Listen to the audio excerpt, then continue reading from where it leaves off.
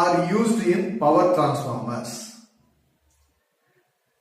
In this method, we are using a high-speed resistor type on-load tap changer. The diagram for the tap changing is as shown in the given diagram. The diagram is for only one winding only. So in a three-phase transformer, how does the tap changing works? அப்படிங்கிறது வந்து நம்ம ஒரு வைண்டிங்ல மட்டும் எப்படி நடைபெறுகிறது என்பதை நம்ம இங்க பார்க்க போறோம்.